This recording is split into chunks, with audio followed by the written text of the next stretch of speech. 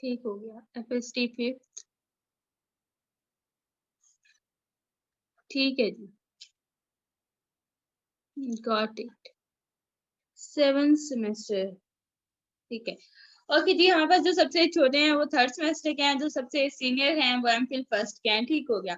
अच्छा बच्चों, आज का जो हमारा कैमरे की एडजस्टमेंट आई डोंट नो कैसे होगी मोबाइल पे, चलें जैसे भी हो जाए, आप लोगों को समझ आना चाहिए। आज का जो हमारा टॉपिक है वो है हाइपरटेंशन से रिलेटेड, जिसे आमतौर पे आम जुबान में हम लोग कहते हैं ब्लड प्रेशर या फिर बीपी का तेज होना। आप लोगों में से मुझे कौन बताएगा कि हाइपरटेंशन इटसेल्फ बीमारी है या नहीं? जो मेरे यहाँ पे हैं स्टूडेंट्स या बच्चे, मैं आप कहती होती हूँ, उनको तो आइडिया होगा इसका बहुत अच्छे तरीके से। अब जो नए बच्चे हैं वो बता दें। अच्छा, 3rd semester, hypertension Ayesha symptom है, ठीक है। और कोई हाइपरटेंशन आपको क्या, सिंपल क्वेश्चन, सिम्टम है, कंडीशन है? ठीक है, अच्छा चलें। नो, इट्स अ सिम्टम, हाँ जी it's a symptom, not a disease. हाँ, अच्छा चलिए, आज आप लोगों को तो पता है, लेकिन जिनको नहीं पता उनको थोड़ा सा बता देते हैं कि हाइपरटेंशन इटसेल्फ बीमारी नहीं है, बल्कि वो एक सिम्टम है किसी भी चीज का, कि आपके जिस्म में कोई ना कोई मसला चल रहा है जिसकी वजह से आपका जो बीपी है वो हाई हो रहा है, जिसे हम लोग कहते हैं हाइपरटेंशन, मतलब आपके अंदर टेंशन का बढ़ जाना इन देसी जुबान।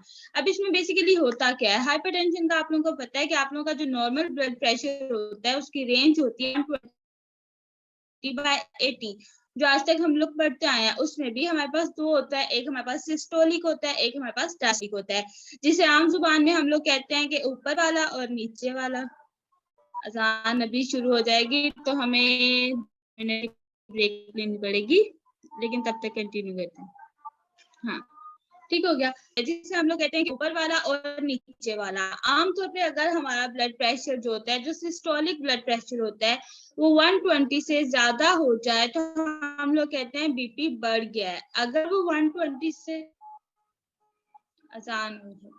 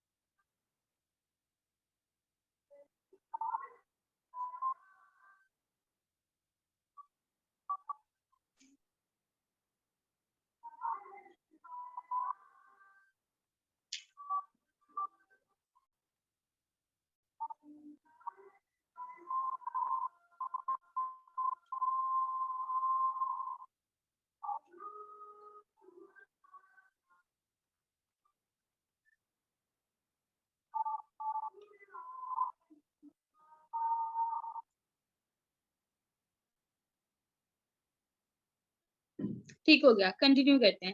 हम लोग ये बात कर रहे थे कि आम जुबान में हम लोग कहते हैं कि अगर किसी का जो ब्लड प्रेशर है वो 120 से ज्यादा हो गया तो हम लोग कहते हैं बीपी हाई हो गया। अगर वो 120 से लो हो गया तो हम लोग कहते हैं बीपी लो हो गया। और नीचे वाला अगर किसी का 80 से नीचे आ गया तो हम लोग कहते हैं बीपी लो हो गया। अब बेसिकली आज का टॉपिक हमारा हाइपोटेंशन है नहीं, क्योंकि हम लोग होना डिस्कस कर रहे हैं। आज का हमारा जो टॉपिक है वो सारा का सारा हाइपर टेंशन से रिलेटेड है, कि बीपी कभी भी कैसे होता है और इसको हम लोग बीमारी क्यों नहीं कहते, सिम्टम क्यों कहते हैं, उसकी तरफ आते हैं।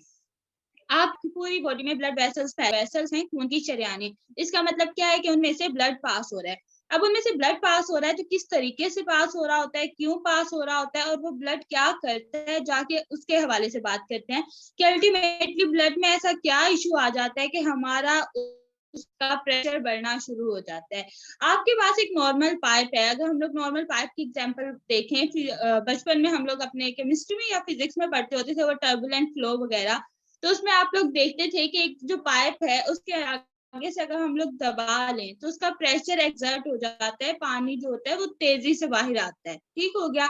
इसी तरीके से आपके पास आपकी ब्लड वेसल्स होती हैं, आपकी ब्लड वेसल्स किसी तरीके से दब जाएं, उन पे प्रेशर एक्सर्ट हो जाए तो अल्टीमेटली ब्लड का जो पैसेज जो होता है उसका जो गुजरने का रेट होता है वो स्पीड अप हो जाता है। स्पीड अप मतलब जस्ट सपोज ये आपके पास भी क्लोट हो सकता है, आपके पास कोई भी रप्चर हो सकता है, कोई भी कोलेस्ट्रॉल की फॉर्मेशन हो सकती है, कोई भी टॉक्सिन अकोमोलेशन हो सकती है, आपकी बॉडी में ऑक्सीडेटिव स्ट्रेस हो सकता है, आपकी बॉडी में फ्री रेडिकल्स की एक्सेस प्रोडक्शन हो सकती है, जिसके रिजल्ट में आपके पास हाइपरटेंशन जैसी सिम्टम्स आ सकती हैं। अब इनको एक एक करके एक्सप्लेन करते हैं।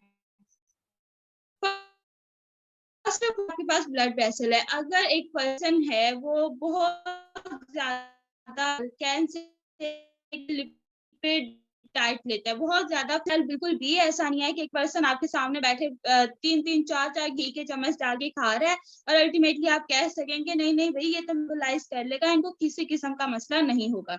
आजकल अगर हम लोग अपनी रूटीन के हिसाब से देखें, अपनी सोसाइटी के हिसाब से देखें, अपने लाइफस्टाइल के हिसाब से देखें, अपनी जॉब डिस्क्रिप्शन के हिसाब से देखें, तो कोई भी पर्सन, इनफैक्ट मैं भी ऐसा नहीं हूँ कि जी आपने खा लिया और मैं कहूँगी अच्छा आपका मैं मेडिसिन करूँगी।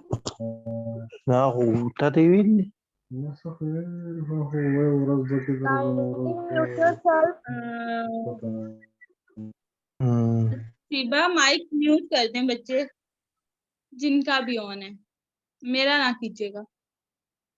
जज़ाकल्लाह। अच्छा जी, क्या बात कर रहे थे? हाँ, आपके पास ये एक ब्लड वेसल है, ठीक हो गया। सिंपल सी एग्जांपल लेते हैं, इसके अंदर आ गया क्लोट, वो क्लोट किसी भी चीज का हो सकता है, कैन स्पॉज, तो आपके पास कोलेस्ट्रॉल की फॉर्मेशन हो गई है। अब वो आपके पास ब्लड वेसल का जो सरफेस एरिया था वो इतना था, उसके अंदर इतना सा क्लोट आ गया है। अब पीछे से जो ब्लड आ रहा है वो तो उतना ही आ रहा है ना जितना उसने सप्लाई होना है या जितनी आपकी बॉडी को नीड है, वो आ उसी स्पीड से रहा है लेकिन गुजर उससे नहीं रहा। अगर पीछे से ये पूरे हाथ जितना ब्लड आ रहा था और वो गुजर रहा था एट अ टाइम, तो अब यहाँ पे आगे गुजर नहीं पा रहा। जब वो गुजर नहीं पाएगा तो अल्टीमेटली वो यहाँ पे टेंशन क्रिएट करेगा, यहाँ पे प्रेशर क्रिएट करेगा। अल्टीमेटली आपके पास पीछे से सारा का सारा जो ब्लड का प्रेशर है वो बढ़ना शुरू हो जाएगा, क्योंकि ब्लड तो पीछे से आ रहा है लेकिन आगे वो प्रॉपर तरीके से सप्लाई नहीं हो रहा। जब किसी भी जगह पे आपके पास फ्लोट बन जाता है, जमा हो जाते हैं, या कहीं पे भी आप लोग फ्री रेडिकल्स की प्रोडक्शन ज्यादा हो जाती है या इस किस्म का कोई भी मसला हो जाता है, तो पीछे से ब्लड उसी स्पीड से आ रहा होता है लेकिन आगे उस स्पीड से गुजर नहीं रहा होता। जब वो आगे उस स्पीड से नहीं गुजर पाता, उसके रिजल्ट में प्रेशर एक्सर्ट होना शुरू हो जाता है। जब उसके रिजल्ट में प्रेशर एक्सर्ट होना शुरू होता है तो हम लोग उसे कहते हैं हाइपरटेंशन। अब बीमारी कैसे नहीं है और सिम्टम कैसे है उसके हवाले से बात करते हैं। अब आपका ब्लड प्रेशर बढ़ रहा है, ठीक हो गया, आपको नहीं पता वो क्यों बढ़ रहा है। हाँ, बीमारी तो हम कहें ना कि अच्छा ब्लड प्रेशर बढ़ रहा है, तो जैसे हम लोग कहते हैं इसे दिल की बीमारी है, इसको लिवर इश्यू हो गया, इसको किडनी इश्यू हो गया, बीमारी तो वो होती है। लेकिन आपके पास ब्लड प्रेशर बढ़ रहा है लेकिन आपको नहीं पता कि ब्लड प्रेशर आपका बढ़ क्यों रहा है। अब वो क्यों रहा है ये आपने अंदाजा लगाना है। क्यों अंदाजा लगाना है? क्योंकि उसके पीछे कोई ना कोई पूरी की पूरी हिस्ट्री चल रही है। आया अगर तो वो कोलेस्ट्रॉल अकोमोलेशन की वजह से हो रहा है तो कैन से दैट कि उस पेशेंट को कार्डियोवास्कुलर रिलेटेड कोई भी मसला हो सकता है, उसका कैन से कि उसे हार्ट इशू हो सकता है, स्ट्रोक हो सकता है, एंजाइना हो सकता है, मायोकार्डियल इंफाक्शन हो सकता है, कोई भी मसला हो सकता है। अगर वो टॉक्सिन अकोमोलेशन की वजह से है कि तो इसका मतलब है कि उस पेशेंट का जो डाइटरी पैटर्न है वो बिल्कुल भी ठीक नहीं है। अगर उसके किसी मेडिकेशन की वजह से है तो इसका मतलब कि वो ऐसी मेडिसिन ले रहा है जो उसके साथ बाइंड कर रही है। जैसे हम लोग कैल्शियम चैनल ब्लॉकर्स भी ले रहे होते हैं, आयरन मेडिसिन भी ले रहे होते हैं, उसके साथ साथ एंजियोटेंसिन भी ले रहे होते हैं, और एट द एंड हम एस्पिरिन भी ले रहे होते हैं। तो ये उसी तरीके से बात है कि जैसे आमतौर पे हमारे पास, जैसे हम लोग फूड वीडियोक्रेसी की बात करते हैं, अक्सर आप लोग देखेंगे कुछ लोग कोक के अंदर लेस डिप करके खा रहे होते हैं, कुछ लोग कोक के साथ बिस्किट खा रहे होते हैं, कुछ लोग हलवे में दही डाल के खा रहे होते हैं। तो यही सारा का सारा सिस्टम आपकी बॉडी के साथ होता है। आपको ज़रूरत कैल्शियम की होती है, आप कैल्शियम के साथ आयरन ले लेते हैं, ना ही आपका कैल्शियम एब्ज़ॉर्ब होता है, ना ही आपके पास आयरन एब्ज़ॉर्ब होता है। आपको ज़रूरत कैल्शियम की होती है, आप विटामिन डी3 नहीं ले रहे होते, ना ही वो कैल्शियम एब्ज़ॉर्ब होता है, ना ही वो विटामिन डी3 एब्ज़ॉर्ब होता है। आपको कैल्शियम की ज़रूरत होती है, विटामिन डी3 की ज़रूरत होती है, लेकिन आप लोग के2 किसी तरीके से भी नहीं ले रहे होते, तो ना ही वो कैल्शियम किसी काम का रहता है, ना ही वो के2 किसी काम का रहता है। इसी तरीके से हम मेडिसिन के साथ करते हैं। हमारा बीपी हाई हुआ है तो हम बीपी की अलग मेडिसिन ले लेंगे, हमारे स्टमक में पेन है हम अलग ले लेंगे, अभी बैठे-बैठे मेरे दाँत में दर्द हुआ है तो अच्छा मैं पैरासिटामोल ले लेती हूँ या ऑगमेंटन ले लेती हूँ। क्यों? क्योंकि वो जब आंटी बशीरा को ये सारा मसला हुआ था ना तो डॉक्टर ने उनको दिया था। ऐसा नहीं होता, हर जो पर्सन होता है उसकी बॉडी नीड्स डिफरेंट होती हैं, उसकी बॉडी की ज़रूरियात डिफरेंट होती हैं, उसकी बॉडी हर चीज़ को जो रिएक्ट करती है वो डिफरेंट तरीके से करती है। अब एक चीज़ है, मैं आपको दूँगी, आपको फ़ायदा होगा, लेकिन आपके साथ वाले पर्सन को दूँगी तो उसे कतई फ़ायदा नहीं होगा। इसलिए बीइंग अ डायटीशियन, वैसे तो टॉपिक से थोड़ा-सा हट के बात है, लेकिन अब जब मैं अपनी प्रैक्टिस में बैठती हूँ, तो मेरे पास ऑब्वियसली जब पेशेंट्स आते हैं, तो आगे उनके भी बच्चे अगर क्या बॉडी डीएनएस कर रहे हैं या एचएनडी कर रहे हैं या एफएसटी ऐसा कुछ भी कर रहे हैं, तो वो कहते हैं, "डॉक्टर साहिबा आपके पास भी तो पेशेंट रिपीट नहीं होता।" सबसे बड़ी बात, आम तौर पे आपको क्लिनिकल प्रैक्टिस में यही सुनने को मिलता है कि पेशेंट रिपीट नहीं होता। पेशेंट रिपीट क्यों नहीं होता? उसमें कतई पेशेंट की गलती नहीं होती, उसमें सरासर आपकी गलती होती है। और क्यों गलती होती है? क्योंकि आप अपने पेशेंट को एजुकेट करके नहीं भेजते। जब आप अपने पेशेंट को एजुकेट करके भेजेंगे कि भाई साहब या बहन, जो मैंने आपको दिया है, वो आपको क्यों दिया है? किस मसले से दिया है? आपको मैंने जस्ट सपोज़ कि पानी भी दिया है। मैंने आपसे कहा है कि भई आपने ना 10 ग्लास पानी पीना है। आपके साथ वाले को शायद ज़रूरत ना हो। आपने अपने पेशेंट से पूछा, आपने अपने पेशेंट को बताया कि मैंने आपको पानी क्यों दिया है? जब आप अपने पेशेंट को हर क्यों का कि आपका पेशेंट रिपीट ना हो, पर आप डाइट प्लान मोहल्ले के पहले घर को दो, मेरी बॉडी नीड्स ये हैं, डॉक्टर साहिबा ने मुझे इसके अकॉर्डिंग दिया है, तो ज़रूरी नहीं है वही बॉडी नीड्स उसकी हों। तो इसको लाज़मी तौर पे कंसीडर करना चाहिए अपनी डेली रूटीन में, अपनी प्रैक्टिकल लाइफ में। खैर हम लोग बात कर रहे थे हाइपरटेंशन की, कि हाइपरटेंशन को हम लोग बीमारी क्यों नहीं कहते? अब हम ये कह रहे थे कि अगर तो वो कोलेस्ट्रॉल अक्यूमुलेशन की वजह से है, तो इसका मतलब आपको कार्डियोवैस्कुलर रिलेटेड कोई भी इश्यू है, हार्ट रिलेटेड कोई भी इश्यू हो सकता है। अगर वो फ्री रेडिकल्स अक्यूमुलेशन की वजह से है, तो इसका मतलब कि आप लोग अपनी जो भी आप लेते हो उसको सलाइन ट्रीटमेंट देते, आप लोग फ्रूट्स को अच्छे तरीके से वॉश करते, वेजिटेबल्स को अच्छे से और माशाल्लाह है कि हमें मज़ा ही आ जब तक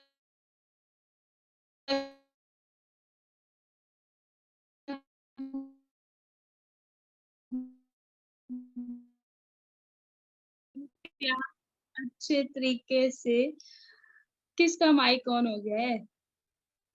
मज़ा ही जब तक हम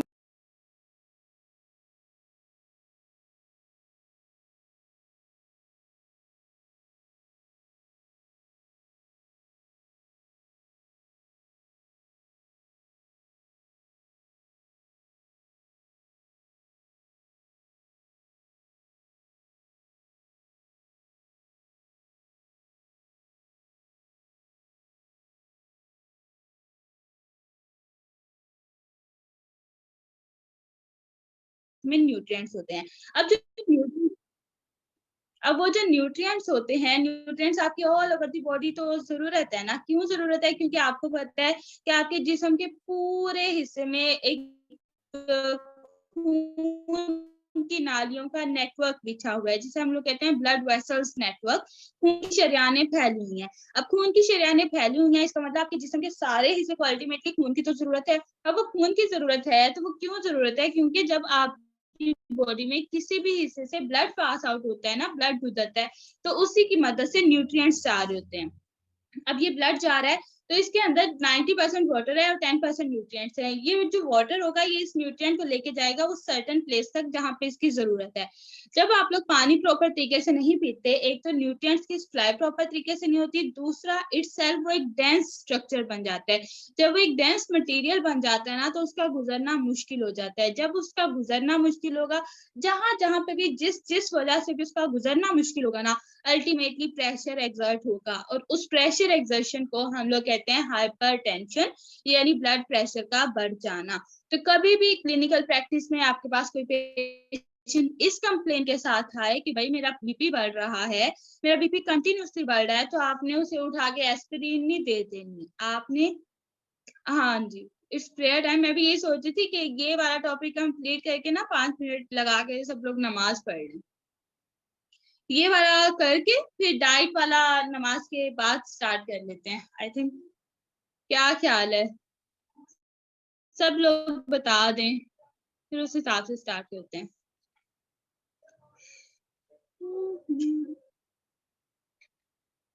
या क्या करना है, कोई बोलेगा तो फिर करेंगे, है ना। डन हो गया। नमाज पढ़ते हैं ये वाला करके कंप्लीट नमाज पढ़ते हैं, उसके बाद 5 मिनट की ब्रेक लेके फिर कंटिन्यू कर लेते हैं। मैं थी कहाँ वैसे? हाँ, क्या आपके पास कोई भी पेशेंट आ जाता है तो आपको पहले उसे देखना है कि उसे बीपी का मसला क्यों हो रहा है। अच्छा, 10 मिनट्स, 10 मिनट्स। ये भी देख लीजिएगा कि अगर यहाँ पे नेटवर्क चला गया ना, ये यहीं पे रुक जाएगा। उसे बीपी का मसला क्यों हो रहा है, ब्लड प्रेशर उसे क्यों हो रहा है, तो ये सबसे पहले कंसिडर करना जरूरी है। तो बाकी हम लोग कंटिन्यू करते हैं नमाज के बाद। भाग के नमाज पढ़ लें, मैं भी पढ़ लूँ, फिर हम लोग डाइट वगैरह का डिस्कस करते हैं इंशाल्लाह। ये मीटिंग चलती रहेगी। इसके जो सारे के सारे सिम्टम्स होते हैं वो ओवरकम होना शुरू हो जाते हैं और वो आहिस्ता आहिस्ता ठीक होना शुरू हो जाता है।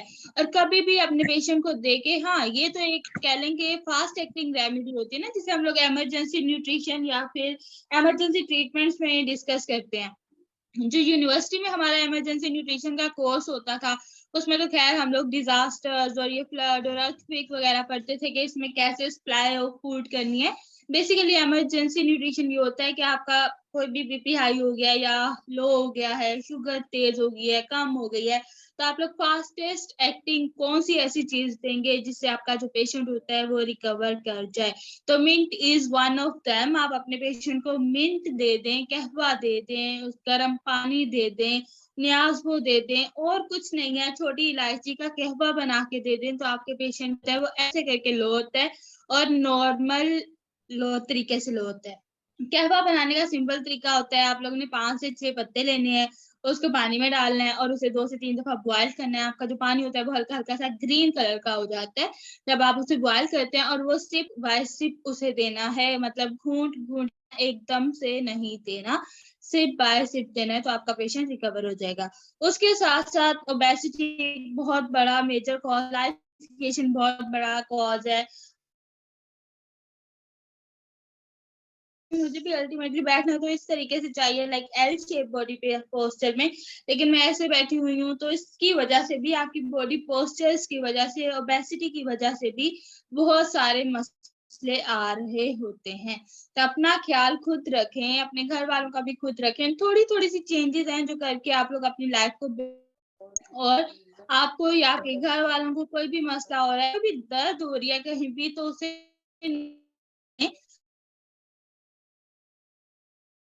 क्योंकि हम लोग मेडिसिन का नेशनल मेडिसिन है। ऐसा कोई भी लीवर रिलेटेड इशू है वो कुछ और करेगा, आपके पास कुछ भी चीज है वो डिफरेंट एक्ट करती है, लेकिन हम लोग हर चीज का इलाज पैरासीटामोल से करते हैं। मैं हमेशा ये कहती हूँ कि नो योर बॉडी लैंग्वेज, अपनी बॉडी की लैंग्वेज को जाने, उसको सुने, आपकी बॉडी आपसे क्या कह रही है, क्योंकि अल्लाह ताला ने आपकी बॉडी को बहुत ज्यादा ढीठ बनाया, बहुत ज्यादा इसको अंदर से इतना स्ट्रॉन्ग बनाया ना कि जब तक इसका बस चलता है। ये किसका माइक अनम्यूट हो रहा है बार बार? न्यूट्रिशनिस्ट के नाम से कौन है भाई? सना म्यूट कर दे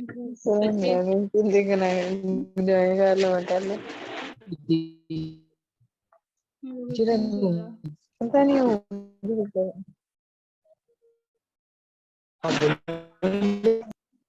सना म्यूट कर दें प्लीज, अगर पॉसिबल तो होगा ही क्योंकि आप होस्ट हैं।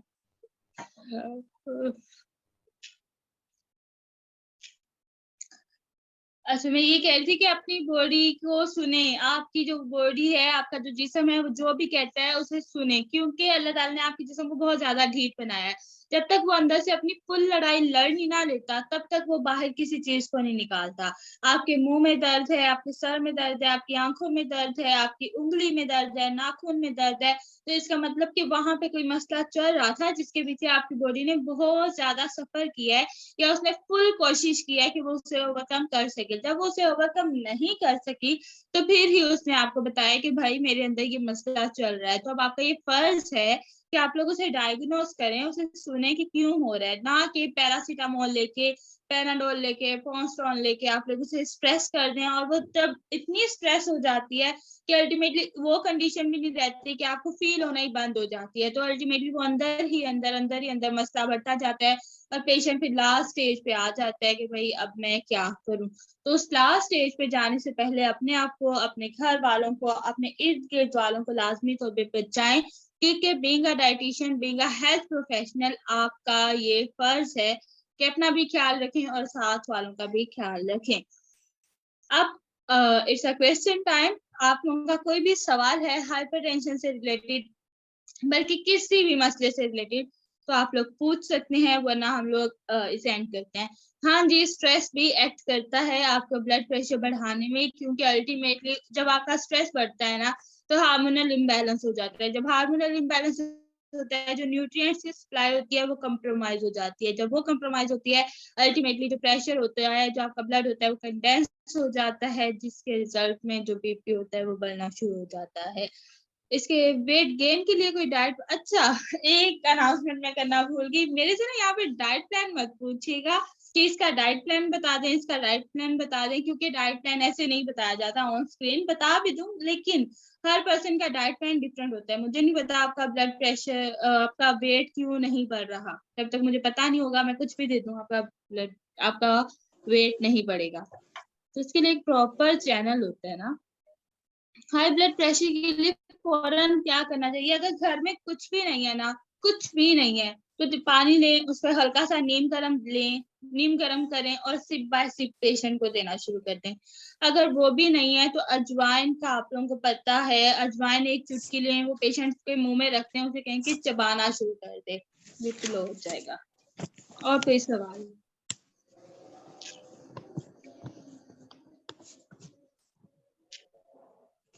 ये कुछ इमरजेंसी न्यूट्रिशन रिलेटेड रेमेडीज होती हैं जो आपको लाजमी तौर पे पता होना चाहिए।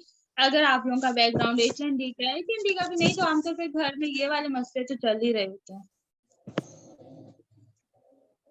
और कोई सवाल है या फिर हम कोई सवाल नहीं है? कुछ समझ नहीं आया? सारा कुछ समझ आ गया है। दो ही सूरतों में सवाल नहीं होते। मैम, अगर शुगर हाई हो जाए, 500 अबव चली जाए, ऐसी कंडीशन में, अगर ऐसी कंडीशन, लाजमी तौर पे डॉक्टर से कंसल्ट करके उसके इंसुलिन यूनिट्स को सेट करवाएं, उसे प्रॉपर तरीके से इंसुलिन चैनल पे लेके आए, उसके बाद डाइट से थोड़ा थोड़ा ठीक करें। अच्छा, यहाँ पे एक और बात बच्चों, कि आपके पास कोई भी पेशेंट आता है ना, तो आपका मेरे पास आ गया है, अब तो मैं इससे पैसे लेके ही ना छोड़ूंगा। आपको पता है कि जैसे अभी एक बच्चे ने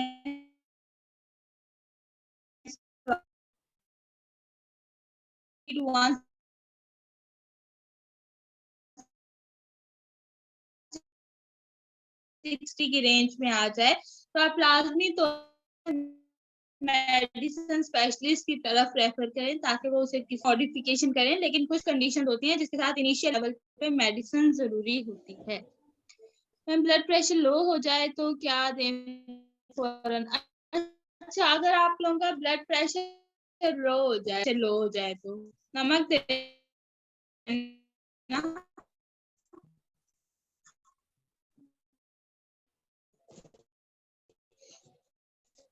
अगर आप लोगों का ब्लड प्रेशर दिनों एक पेशेंट भूल गई हूँ कि उनके घर में बीपी, मतलब एक बहुत वियर्ड चीज थी बेसिकली, लेकिन ही से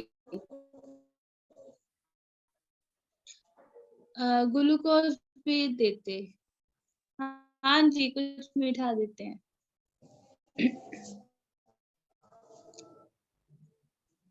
पोटाशियम भी दे। पोटाशियम कैसे देंगे आप? बनाना दे देंगे उसे?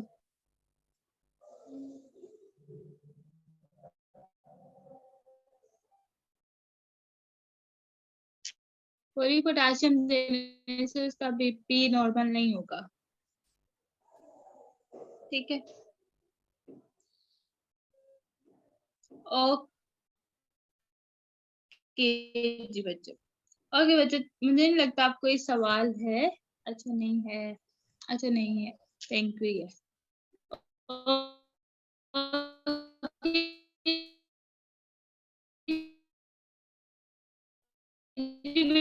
Thank you so much. अपना बहुत सारा ख्याल रखिएगा।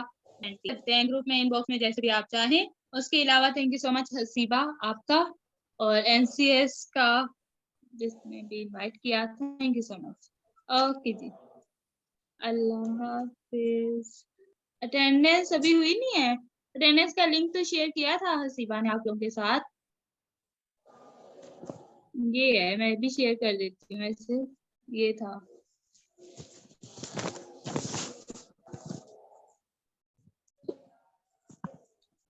ओके, अल्लाह हाफिज, अल्लाह हाफिज।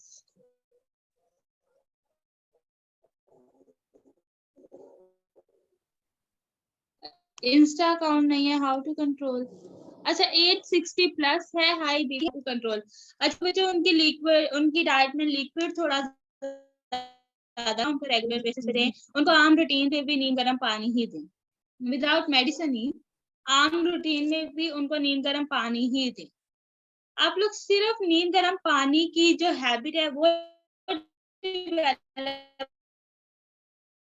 करवा देना पेशेंट में, तो वो भी दुआएं देंगे और आप भी सुखी रहोगे, क्योंकि वो ठीक हो जाएगा ना। तो होगा तो वो पेशेंट लेके आएगा आपके पास, रेफर करेगा पेशेंट को। हाँ जी, विदाउट मेडिसिन ठीक हो गया। I think all the queries have been done, and I thanks to everyone. I'm damn sure that you learned a lot from this session, and I really appreciate your presence here. Thank you so much, ma'am, for giving your precious time and Most sharing welcome. your knowledge. We all try to implement this and tell to other participants in our community. Thank you so much, ma'am, once again. It will be a year to have Okay, thank you. and Most welcome. Allah Hafiz. Allah.